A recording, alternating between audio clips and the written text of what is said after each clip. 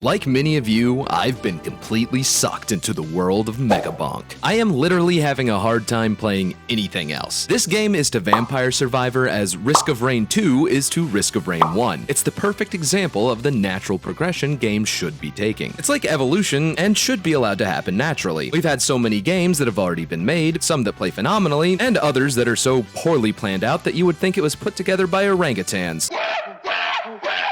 Point being, we've got a lot of years of experience to draw from, so we theoretically should be in an era where games are at their best. And you know what? Indie games like Megabonk continue to prove that we truly are. But not for any sort of manufactured board meeting, this is what makes things fun reason. Megabonk is silly, it's fast-paced, and begs to be played over and over again. A round of it shouldn't last very long unless you're an absolute bonking god. This game was made by a guy that said, hey, this thing is fun, why don't I make that better? And really, isn't that just the epitome of human ingenuity? So truly, I ask you, why can't all games be as fun as Megabonk? Well, for starters, let's look at some of the ways in which Megabonk is, fun. Well, have you played it? If you have, you already know what I mean. It's nearly impossible to put down, even after getting super far and dying. In fact, the game encourages you to start again with an entirely new build. You can complete quests and tasks by doing various things in the maps, rewarding you with silver to buy new unlocks for the game. So, the more you play, the more you unlock. And some of the unlocks are game-changingly crazy too. So the more you unlock, the further you can get, and it gets even more fun when you have so much more to play with. Okay, so that's some of the boring mechanics. Every game has a gameplay loop. It's nothing unique. But remember when I said that this was Vampire Survivor's Risk of Rain 2? Yeah, that's basically as accurate as it gets. You spawn in a procedurally generated map with varying difficulty levels and get swarmed by hordes upon hordes of skeletons, goblins, zombies, and booger monsters. Your only option? Start moving, start killing. Every character has a starting weapon and different abilities and stats, so even more variety there. Then, after collecting enough XP, you'll level up and gain new access to a new weapon or ability. The funny thing about the upgrades is that they are quite intentionally made to be game-breaking. This is a non-stop action game that encourages you to build something completely broken and use it to obliterate the enemy hordes. There are also various minor objectives and interactables throughout the maps that further serve to make you unstoppable. But make no mistake, you will be stopped. Sooner or later, eventually it'll happen. But then it's just time to start a new run. Maybe try a new character. So now we know how Megabonk is fun, but if one guy can make a game this fun, how is it so hard for a big AAA studio to make a game on this level? I think the answer is quite obvious and is actually present in the question itself. This is made by one guy, or at least a very small team. AAA studios and, hell, even less passionate smaller studios that specialize in slop get too bogged down with the feelings of every other person on the project. Subpar mechanics may get added to appease a high-ranking member on a team, art direction that is not consistent across designs are common, and lack of direction are all things that plague the AAA space. Believe it or not, this isn't actually conducive to fun. The kinds of games that come from studios and environments like this are recyclable garbage that gets freshened up and shat back out onto the market year in and year out. So much more forgettable slop gets made and funded, but makes no money because studio execs and shareholders don't typically make the best decisions with gamers in mind. But you know who does? Someone with a passion for games and making fun ones. You know, a gamer. This game is also funny and doesn't shy away from dead or cringe jokes, but it does it in such a tongue-in-cheek way that it becomes funny again. And it was added because the dev found it funny. He made this whole damn game around it. Sure, it's not like a AAA studio couldn't produce a legitimately funny scene in the game if they tried, but making a whole game full of humor that doesn't get stale? Yeah, that's outright impossible. Honestly, the last time I played a goofy, funny game that's actually good was Sunset Overdrive, and that game is ancient by modern standards. Also, a really good game. Definitely got slept on since it released as an Xbone exclusive. But regardless, the humor in Megabonk alone shows why it's better than most AAA games, cause it's fun. Video games don't need to all be some super serious allegorical exploration of modern issues facing society. In fact, honestly, the less of those the better. Unless we can go back to the days of Metal Gear Solid, where it was more focused on broad political concepts rather than specific identity politics issues. I think a further issue is that AAA studios often like to pretend indie or small studio games don't exist. Let me explain what I mean by that. I've mentioned it a couple times, so I'll continue to use Vampire Survivor as an example. The game came out of nowhere, and it was a massive hit. People were sinking ungodly amounts of time into it, and it basically spawned a whole new genre of game. I can't sit here and say it was the first game to do it, simply because I just don't know if it was, but it was definitely the one that brought widespread attention to the genre at the very least. So one would think that a AAA dev studio that exists to make shareholders money money, would be chomping at the bit to develop their own version with a higher budget and a good team behind it. Well, for starters, a good team and AAA dev studios are kinda mutually exclusive in this day and age. Regardless, it's clear that something like this is an absolute money printer. I say higher budget, but it wouldn't need anything outlandish. But in a world with multi-million-dollar costs going toward games that look, feel, and play like crap, that's likely why these companies don't do this. They're too focused on safe games that they know will make money, but not necessarily win any favor with more dedicated gamers. And this isn't all on AAA devs either. When I say all games, I do include small studios and indie developers as well. I'd say that an indie game made by one dev or a handful of them, at its core, is going to be a passion project. That leads to a plethora of games to choose from, with lots of different types of games to play. That said, there is also a shit ton of indie games that are insanely derivative cash grabs that do nothing to innovate or make themselves stand out from the competition. Now, let me be clear. Not every game has to be made for fun, per se, but most games are created with a vision in mind. That is fine. I subscribe to the belief that games are art, but I don't subscribe at all to the insinuation that as art, it has to reflect the current world we live in, and holy shit, are there tons of small devs that are creating games purely out of an agenda-driven desire. I also don't buy that for a game to be considered artistic, that it has to be a pretentious mishmash of concepts and boring story elements. And somehow, some of these studios are receiving public funding to make this crap, and no one buys it because they know exactly what it is. Ultimately, Megabonk succeeds because it's fun and has a very strong gameplay loop. It's funny, can be played quickly or for long periods, and I think focuses on the love of playing a game rather than trying to beat you over the head with the dev's personal opinions. The only thing getting beat on the head is the hordes of enemies that you're going to be annihilating. In an era of games plagued by the inclusion of divisive politics that are written and developed by people that have gone on record saying that they hate video games and gamers, Megabonk shines as an example of what video games are supposed to be. It's engaging, it's memorable, it's funny, but most importantly, it's fun as fuck. I am genuinely hoping that this makes ripples that stretch across the entire games industry, because AAA and other indie devs could definitely learn a thing or two from this crazy game. And what's great about it is that the dev is pretty active on social media and seems to be continually adding to the game to make it better and better. Thanks for watching. Like I said, I really can't stop playing this game, and I'm loving every second of it, even when it's rage-inducing. I know this video is pretty different than usual, but I've been traveling and still wanted to get a video with my thoughts up on this game, so I hope you liked it. If you noticed that a lot of the footage looks like I just started playing it, that's the reason why. I've been playing the shit out of it on my Steam Deck. If you enjoyed the video, remember to leave a like, and I think if you made it this far into the video, you probably liked it at least a little. Let me know in the comments below some of the craziest builds you've pulled off and how far you were able to get with it. And as always, remember to subscribe. I'm over my goal of 500 by the end of the year, but I want to see how much we can grow before the year ends. So remember to subscribe to join in on the chaos. All that said, thanks for watching, and I'll see you next time. Bye!